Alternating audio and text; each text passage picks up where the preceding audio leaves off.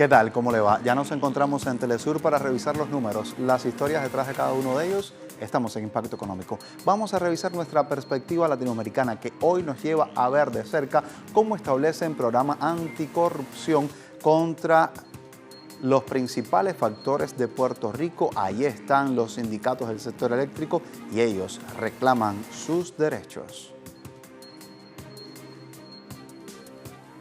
Hablaremos también en contexto de los préstamos inmobiliarios ilegítimos e ilegales. Sucede en Europa, hoy lo traemos en nuestro momento de análisis.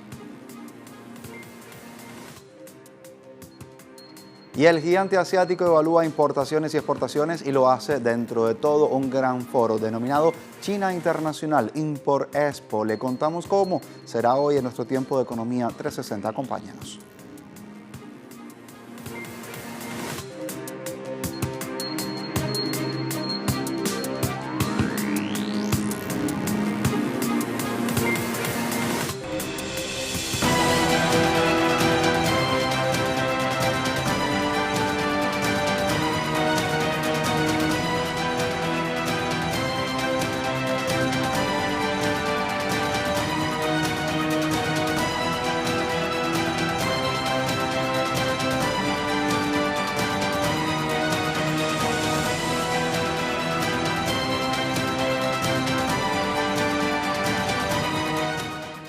Imágenes y sonidos de Puerto Rico, reclamos que también están dentro de la carpeta económica y los ciudadanos integrados en las asambleas del pueblo llegaron hasta el centro para buscar una nueva gobernanza. El objetivo ha sido combatir la corrupción estatal, así lo han dicho con todas sus letras. De acuerdo con la fundadora del centro, Rosado Nieves, el organismo ofrecerá un espacio confidencial a la ciudadanía para denunciar así actos de corrupción gubernamental. Sucede en Puerto Rico y frente al silencio de décadas de la gobernación boricua se propone el programa Vigilantes Anticorrupción. Está destinado en lo fundamental a servidores públicos como a ciudadanos también. Igualmente, la vocera Rosado Nieves dice así: consideran que mientras el gobierno controle el foro para delatar a los corruptos, el pueblo no tendrá justicia social, progreso ni tampoco desarrollo económico. Así lo han hecho saber, sucede en Puerto Rico, se lo contamos a través de nuestra pantalla. De Puerto Rico hay mucho más que queremos compartir con ustedes a esta hora. ¿Por qué? Porque la Unión de Trabajadores Boricuas de la Empresa Eléctrica y de Riego, la UTIER, están presionando a la gobernación de la isla para que restituya los derechos vinculados con el acceso a servicios sanitarios en caso de enfermedades, sea por accidente laboral o por vacaciones. Veamos precisiones. Trabajadores de la Autoridad de Energía Eléctrica realizaron un campamento como forma de protesta en la entrada principal de la mansión gubernamental en San Juan. La Fuerza Obrera de la Estatal Eléctrica de Puerto Rico fue despojada de su seguro por accidente, quedando totalmente desamparados frente a sus días de enfermedad y vacaciones. La demanda del sector eléctrico es apoyada por otros gremios como la Federación de Maestros de Puerto Rico, que considera que las peticiones deben ser atendidas por la corporación pública y la gobernadora de Puerto Rico, Wanda Vázquez. Asimismo, la Federación Puertorriqueña de Trabajadores afirma que de no darse respuesta se amenaza la recuperación del país, afectado aún por el paso del huracán María. Los trabajadores de la empresa eléctrica también exigen salarios dignos y protección laboral. Otras realidades de nuestros pueblos, segundo día de visita de trabajo en la Federación Rusa del presidente cubano Miguel Díaz-Canel Bermúdez, garantizaba desde allí al inversor extranjero el resguardo de sus intereses pese al recrudecimiento del bloqueo económico impuesto de forma unilateral por Estados Unidos. El presidente del país caribeño se reunió con empresarios rusos vinculados a sectores del transporte, la energía, las exportaciones y el turismo. El mandatario cubano destacó que el empresariado ruso se ha interesado en el fortalecimiento de relaciones económico-comerciales y científico-técnicas entre ambos países. Asimismo, agradecía el apoyo de instituciones financieras rusas al país. Luego de este encuentro con los empresarios, el presidente cubano se reunió con su homólogo ruso Vladimir Putin. Desde allí revisaron proyectos bilaterales para apuntalar el desarrollo socioeconómico de la isla hasta el año 2030, todo ello frente a la actual realidad de escalada agresiva que ha sido impulsada por el gobierno de los Estados Unidos. Y Y en Costa Rica, niveles de deuda pública son alarmantes, los traemos a esta hora porque generan una inestabilidad en la economía nacional. Lo conocimos a través de cifras reveladas por el plan de endeudamiento del segundo semestre de 2019 en torno al Ministerio de Hacienda. 2018 cerró con 53.6% en deuda pública respecto al Producto Interno Bruto, mientras que para este 2019 prevén que cierre con un 56.2%, cifras que claramente nos muestran que la deuda, en vez de bajar, va subiendo y va subiendo en gran cantidad. Esto ha dejado al país con un gran incremento en indicadores como desempleo, trabajos informales, y muchas empresas anuncian un cierre, incluso algunas otras llegan hasta los términos de bancarrota. A su vez, el ministerio informa que la deuda pública va a seguir teniendo un incremento para el año 2023 y pudiera alcanzar niveles como 68.4%, todo ello en relación con el Producto Interno Bruto. Y Panamá es otro país que cerrará el 2019 con una tasa de endeudamiento mayor de lo previsto. La Asamblea Nacional aprobó un aumento del tope de déficit fiscal hasta un 3.5% del Producto Interno Bruto desde un 2% previo. Recordemos que así lo habíamos anunciado. La modificación contó con el visto bueno del presidente Laurentino Cortizo, quien argumenta que recibió el país con niveles de deuda que son más altos de lo esperado. De acuerdo con el Ministerio de Economía y Finanzas, la meta oficial será subir el déficit en 2019 para luego disminuirlo y llevarlo al 2% del PIB desde la fecha de 2022. Desde este miércoles 30 de octubre, el mandatario panameño sostendrá un encuentro con su homólogo mexicano Andrés Manuel López Obrador. Durante esta visita, precisamente a México, el presidente Cortizo podrá conversar, poner sobre la mesa temas importantes como son seguridad, migración y producción alimentaria.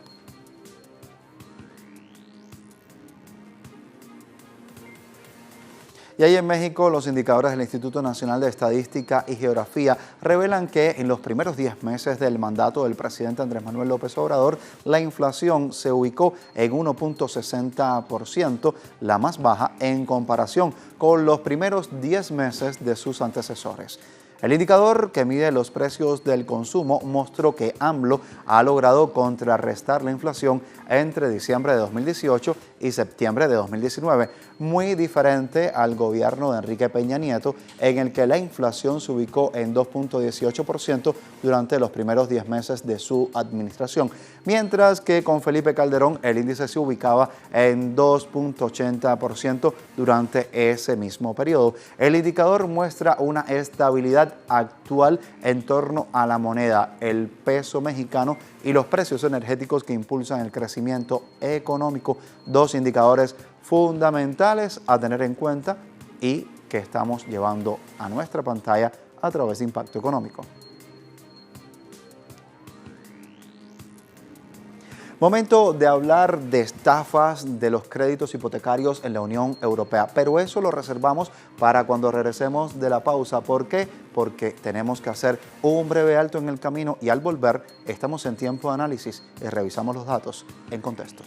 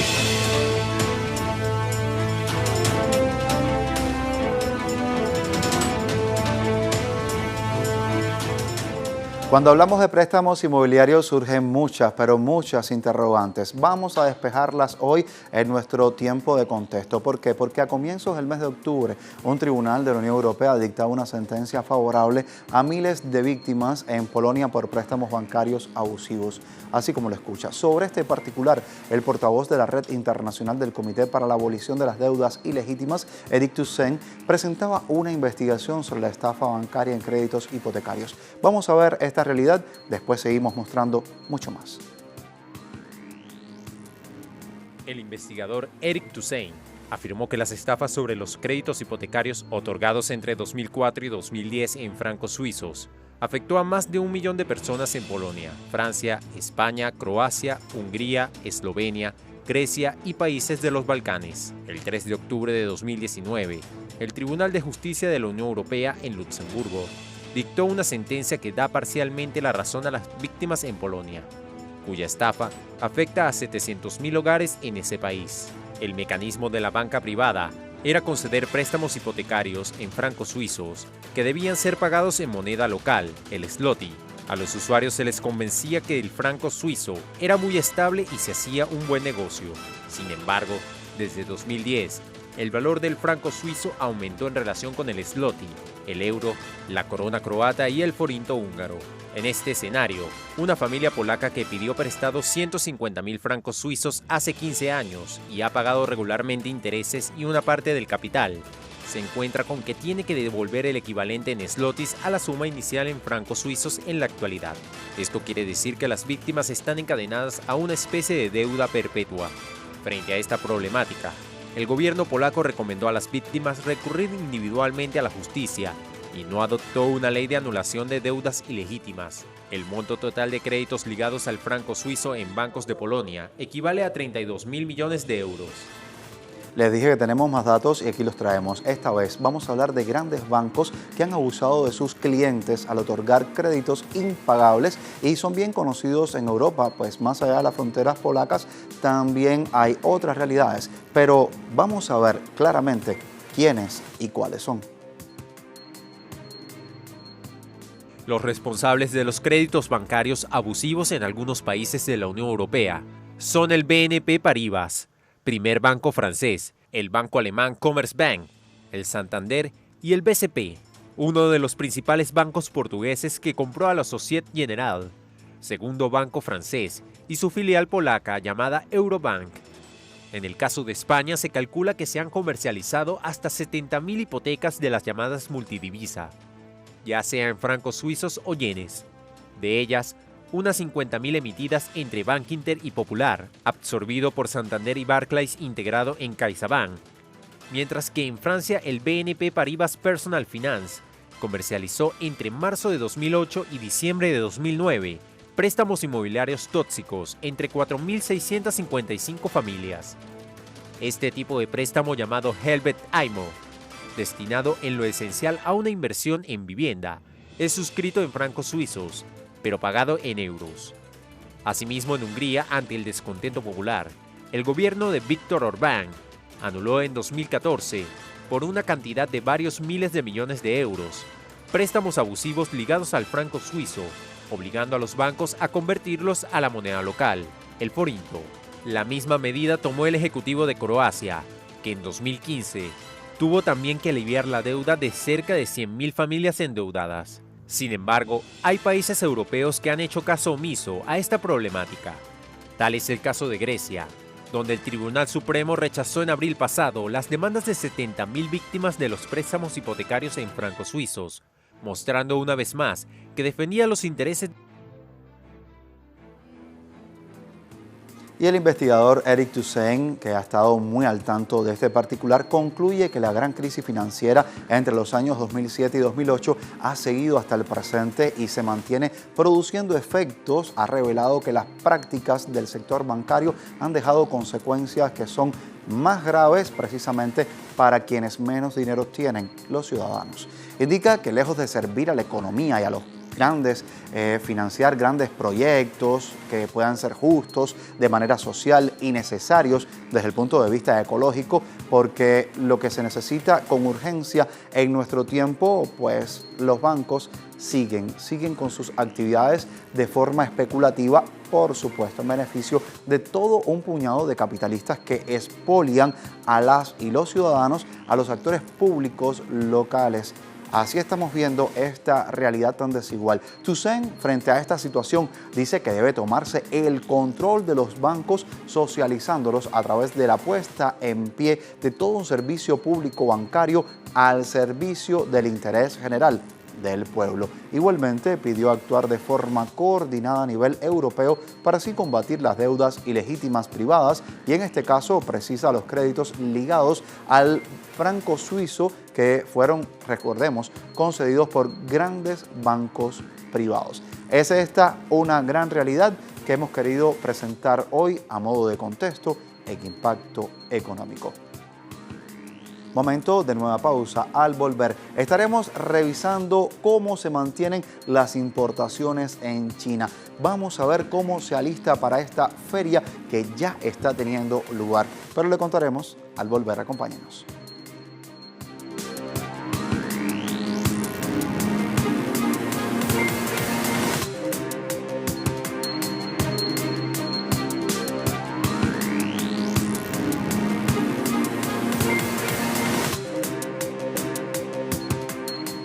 Vamos a revisar a esta hora la información económica en 360. El gobierno del presidente chino Xi Jinping alista detalles para iniciar la segunda Feria Internacional de Importaciones de China. Es esta una de las ferias más grandes que tienen lugar en este país y tenemos todas las precisiones en la siguiente historia. La segunda Feria Internacional de Importaciones de China abrirá sus puertas el próximo 5 de noviembre en la ciudad de Shanghái, el corazón financiero del país.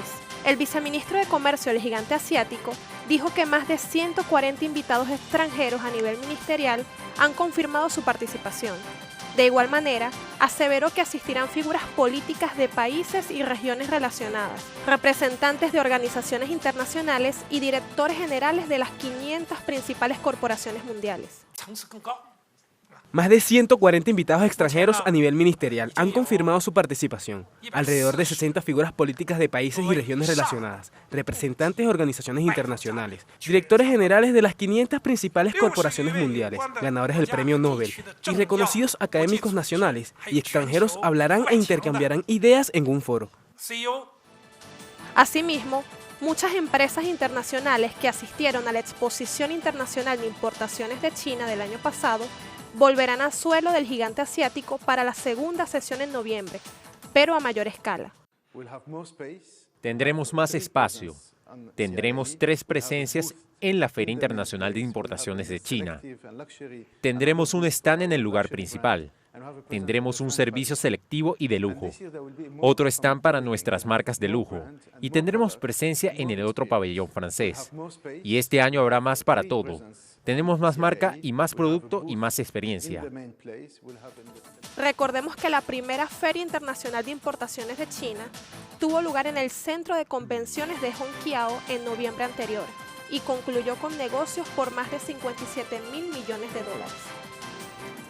Y la compañía china de telecomunicaciones ZTE reportó un aumento de ganancias en los primeros 9 meses de este año. Lo dijo a través de un comunicado financiero trimestral. Así, ZTE informaba que los beneficios netos subieron a 580 millones de dólares entre enero y septiembre del presente año. Un monto que representó un incremento interanual de 156.9% durante ese periodo, en el cual también incrementaron los ingresos de esa firma.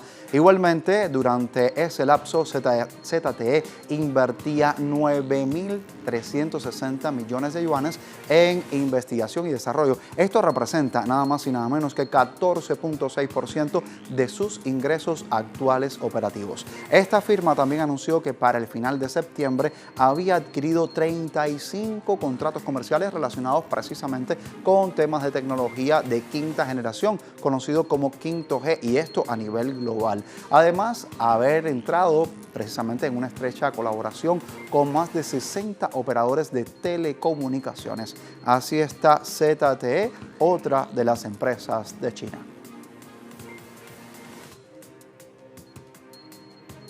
Y la iniciativa de inversión futura se inauguró este martes en Riad, la capital de Arabia Saudita, un foro de negocios al que asisten cerca de 6.000 ejecutivos, también participantes de todo el mundo. Así lo han dado a conocer a través de la figura de Yasir Al-Ruyyam.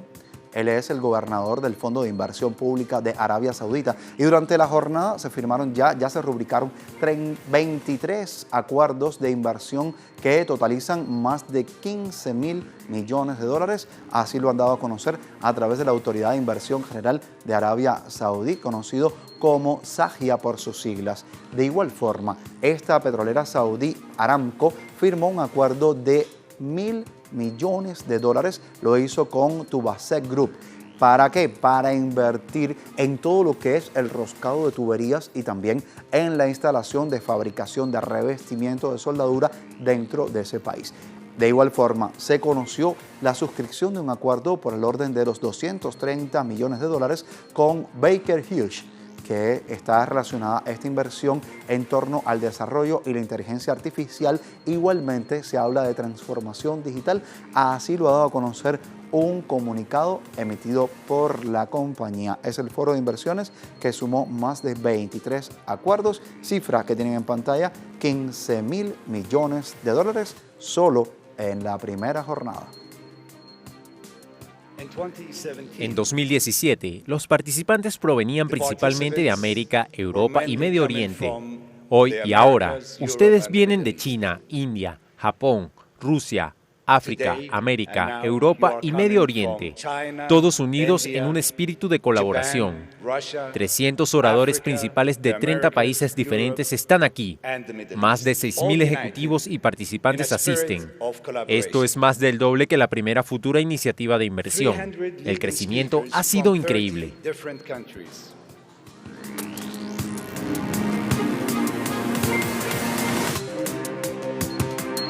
Momento de revisar indicadores petroleros, cómo quedaron al cierre de esta jornada. Siempre nos acompaña acá un gráfico para poder entender esta realidad que estamos viendo. WTI, el barril de petróleo intermedio de Texas, marcó 55.26 dólares el barril, a la baja con una pérdida de 0.86%. Hay más, barril del Brent, es de referencia en territorio europeo, se ubicó en 61.29 dólares cada barril, también a la baja con 0.42%, y el crudo venezolano se ubica al día de hoy así, en como lo pueden apreciar en pantalla, 367,26 yuanes, la moneda en la que se cotiza, y tuvo una subida recién de 6.11 yuanes. Realidad que compartimos con ustedes siempre al cierre de nuestro impacto económico. Un placer informarles hoy y siempre. Recuerde que nos encontramos en redes sociales, Telesur TV, Telesur Impacto y Yosvani Telesur. Será hasta la próxima. Continúe con nosotros.